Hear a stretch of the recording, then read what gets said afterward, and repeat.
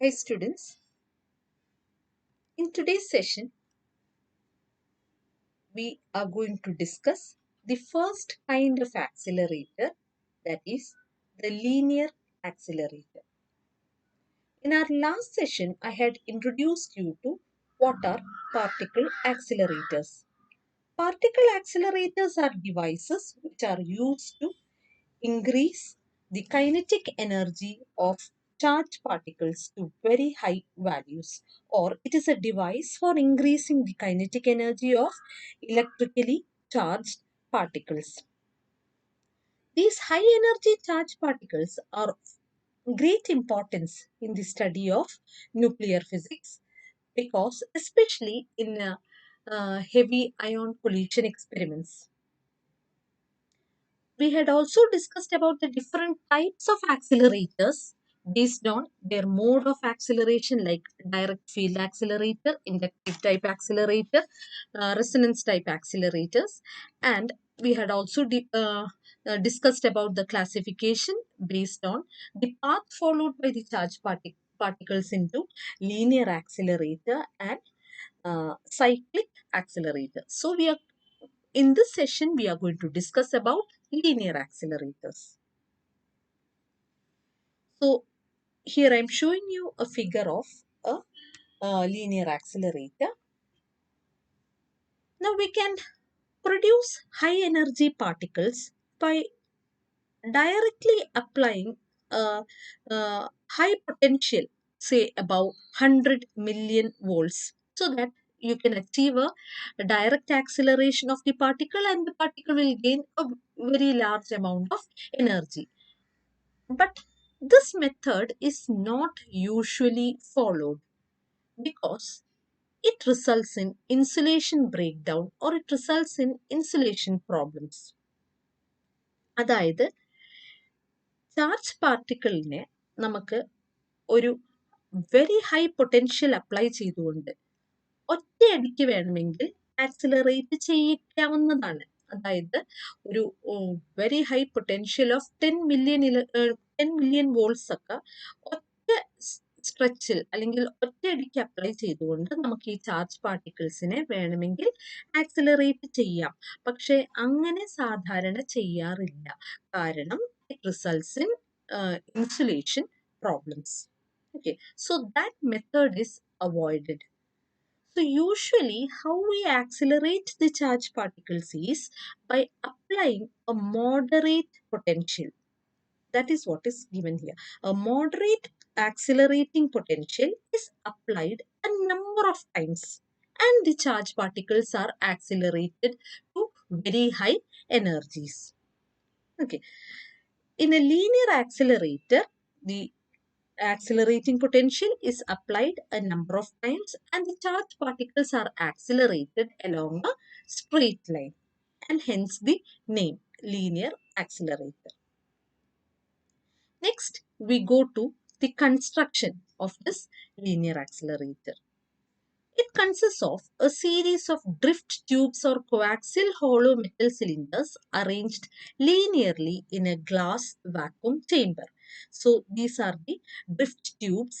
It consists of the linear accelerator, consists of a number of coaxial cylinders. That is, the axis of all these cylinders 1, 2, 3, 4, etc. are the same, and they are hollow cylinders. And these coaxial hollow cylinders are also called drift tubes. So they are numbered 1, 2, 3, etc. Okay, so it consists of a number of hollow coaxial cylinders or drift tubes which are numbered 1, 2, 3, 4, 5, 6, etc. Here, the the entire arrangement of these drift tubes is placed in a glass vacuum chamber. So there is vacuum inside this glass chamber.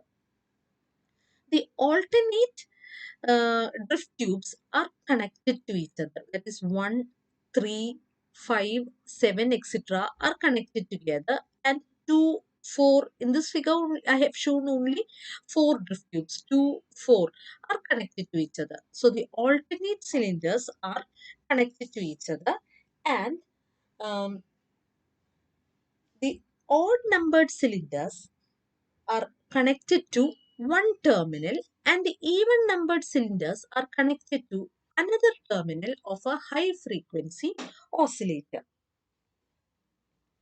That is, what is the use of doing it like this? That is, if in one half cycle, if the tubes 1, 3, 5, 7, etc. are positive and tubes 2, 4, 6, 8, etc. are negative, then in the next half cycle, their polarities will be reversed. അതായത് ഒരു half സൈക്കിളിൽ odd numbered drift tubes നെഗറ്റീവും even numbered drift tubes പോസിറ്റീവുമാണെങ്കിൽ അടുത്ത half സൈക്കിളിൽ odd numbered drift tubes പോസിറ്റീവും even numbered drift tubes നെഗറ്റീവുമായിരിക്കും. That is, in one half cycle, if the odd numbered drift tubes are negative and the even numbered drift tubes are positive, then in the next half cycle, their polarities will be reversed. That is why we are connecting the alternate drift tubes to the two terminals of the RF oscillator. Now, how does this much about its construction? Now, how does it work?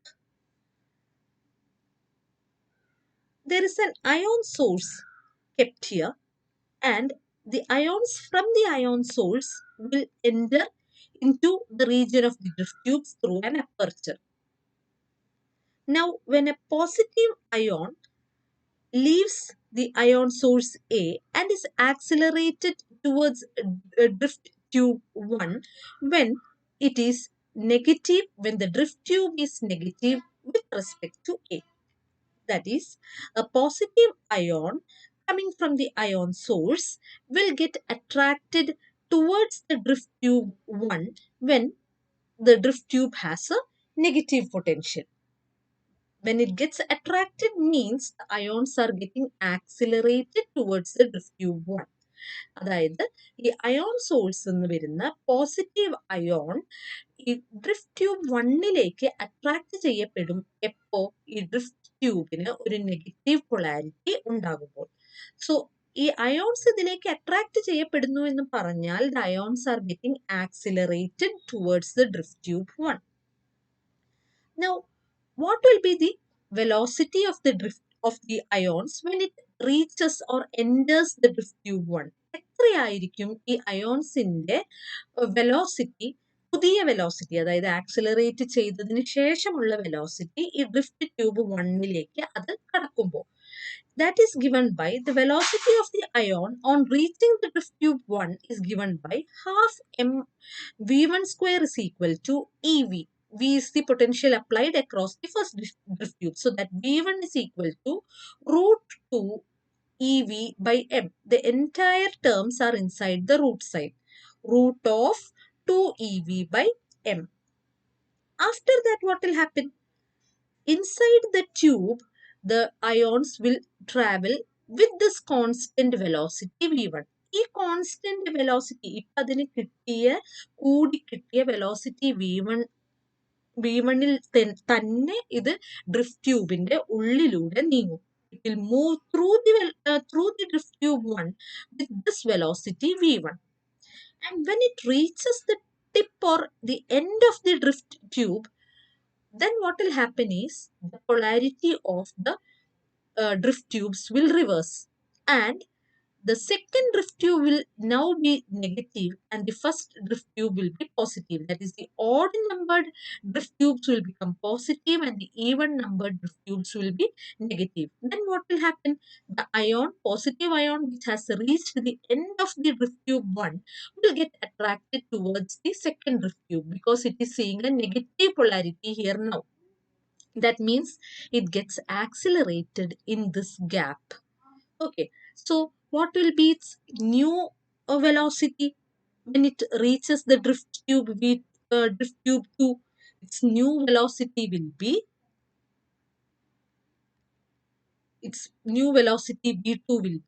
half m v2 square is equal to 2 ev, because now its total energy is 2 ev. It has attained ev amount of energy from the first on entering the first drift tube, and now it has attained one more time eV, so that its total energy is 2 eV.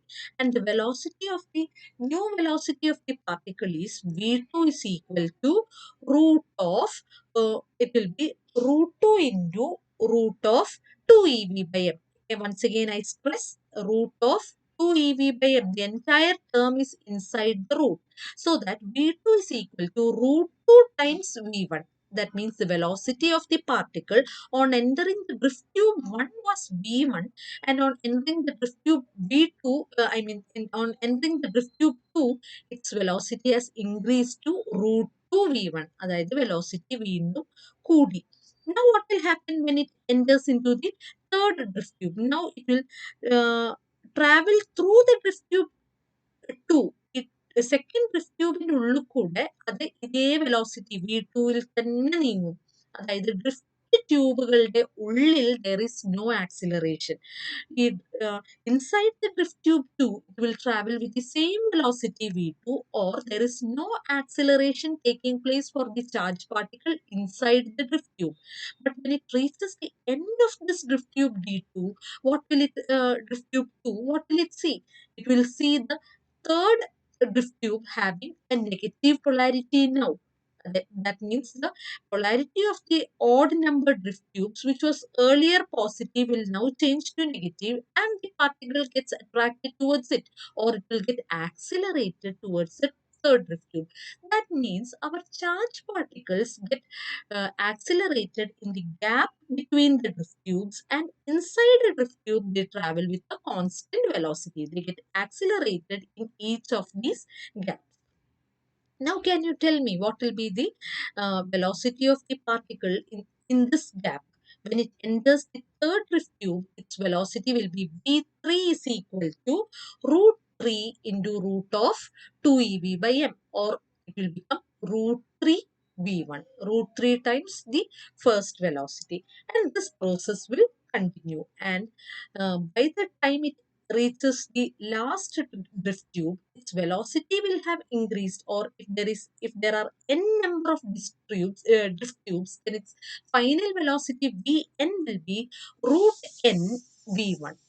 Root n into root of 2 eV by m, or root n V1. That means its velocity will have increased to a very large value, so that its kinetic energy half m Vn square will have a very very large value. അങ്ങനെ ഈ particle accelerate ചെയ്യപ്പെടുന്നു.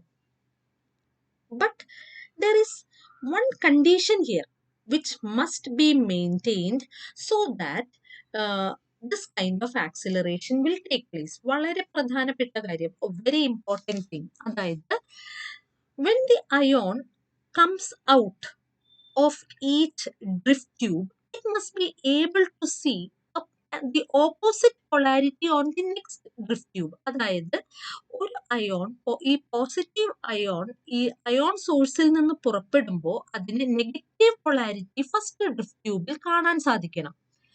On traveling through the first drift tube, when it reaches its end, it must be able to see the opposite polarity, that is negative polarity, on the second drift tube. When it passes through the second and when it reaches its end, it must be able to see the opposite polarity on the third drift tube. Only then it will be getting attracted to the next drift tube, and acceleration will take place. Now the problem here is that the drift tube, when it enters the first sorry, not the drift tube, the ion, when it enters, the positive ion, when it enters the first drift tube, it sees a negative polarity here, and its velocity is increased, and it will travel through this drift tube. Now its velocity has increased, okay, and the next drift tube will change its polarity only when the next half cycle of this high frequency oscillator will begin. Okay, so എപ്പോഴാണ് ഈ drift ട്യൂബിന്റെ polarity മാറുക? When the next half cycle of the RF generator or the high frequency oscillator will begin. Only then the polarity of this drift tube will change. That means the time for the polarities to vary is a constant. It is a constant. The time taken for the polarities to inverse is a constant. Whereas when the particle travels through each of the drift tube, its velocity is increasing. ഈ polarity മാറാൻ എടുക്കുന്ന സമയം constant ആണ്. എന്നാൽ ഓരോ പാർട്ടിക്കിളും drift ട്യൂബിൽ കൂടി കടക്കുമ്പോൾ അതിന് വെലോസിറ്റി കൂടി കൂടി വരികയാണ് ചെയ്യുന്നത്. അപ്പൊ എന്താ പറ്റുവെച്ചാൽ what will happen here is the particle will come out of the drift tube and it will travel longer distance out of the drift tube before it sees a polarity change here. Velocity കൂടിയത് കൊണ്ട് ഇവിടെ polarity change ചെയ്യുന്നതിന് മുന്നേ അത് ഈ tube കടന്ന് ഗ്യാപ്പിലേക്ക് എത്തും. That must not take place. By the time the particle reaches the end of the drift tube, it must be able to see an opposite polarity here and it must be accelerated through this gap. For that to be possible, അത് നടക്കണമെങ്കിൽ നമുക്കറിയാം the time for the polarities to change is a constant and the velocity of the particle is increasing. That is, t is equal to, our very simple equation, time is equal to distance by velocity. Time is remaining a constant here. The time for the reversal of the polarity is remaining a constant here. And velocity is increasing. The term in the denominator is increasing. So for t to remain a constant, then what should we do here? B is increasing. That means D must increase. That is, the length of the tube must increase as the velocity is increasing. So that each time the particle reaches the end of the drift tube, it must be able to see an opposite polarity on the next drift tube. I hope you have understood what I am trying to tell. That is, for an ion on coming out of drift tube 2 must see the tube 3 as negative and the tube 2 must become positive. For this to be possible, it should take the same time to travel through all the tubes. എത്രയാണോ നമ്മുടെ RF ഓസിലേറ്ററിന് polarity reverse ചെയ്യാൻ എടുക്കുന്ന സമയം, അതേ സമയമാകണം നമ്മുടെ particle ട്യൂബിൽ കൂടി travel ചെയ്യുന്നതും. അങ്ങനെയാണെങ്കിൽ മാത്രമേ അത് ട്യൂബിന്റെ അറ്റത്തെത്തുമ്പോൾ അപ്പുറത്തെ ട്യൂബിൽ നെക്സ്റ്റ് പൊളാരിറ്റി, ഓപ്പോസിറ്റ് പൊളാരിറ്റി കാണുള്ളൂ. That is what is the time taken for the RF oscillator to reverse its polarity. The same must be the time taken by the particles to travel through the drift tubes. Okay, for this to be possible, the length of the tubes must increase proportionately to the velocity. That is, length of the tube must be proportional to 1 root 2 root 3 etc. That is, L1 is to L2 is to L3 must be equal to 1 is to root 2 is to root 3 etc. So the length of the tubes must go on increasing as the particle gets accelerated. So that is the most important condition for the linear accelerator to work properly. So what all things we have learned here? What are linear accelerator? Then how is it constructed? What are linear accelerators? How are they constructed? How is it working? And what is the condition required for the proper working of or proper acceleration of a charged particle on passing through a linear accelerator? Next, we come to what is the energy of the ion. That I've already told you. If there are n number of gaps in the accelerator, then the final velocity of the particle is given by Vn is equal to root n v1, root of 2ev by m. So the kinetic energy required acquired by the ion is equal to half of mvn square, that is equal to n times ev. So the final energy attained by the ions depend on the total number of gaps n. You increase the number of gaps, the final energy attained will be more, and it also depends on the energy gained in each gap. When the particle passes through each gap, its energy increases by ev. When it reaches the first drift tube, energy gain is ev.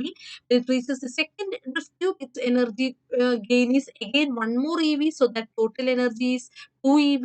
When it reaches the third gap, 3 ev, and so on. So the it depends on the final energy depends on the total number of gaps and the energy gained in each gap. And finally, we come to what are the limitations of a LINAC. LINAC means a linear accelerator. The length of the accelerator becomes inconveniently large because uh, each time the particle gets accelerated, you have to increase the length of your drift tube. So it becomes a limitation. Your linear accelerator becomes inconveniently large in size, and it becomes highly difficult to maintain vacuum inside such large chambers. That is another limitation. And the ion current is available here in the form of short interval pulses because the ions are injected at the appropriate moment.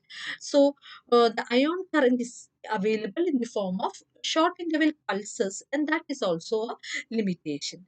Okay, so we have discussed the working and the construction, working, the condition required for the proper working, the and the limitations of a linear accelerator. So I hope this session is clear to all of you. If you have any doubts, please do contact. Thank you.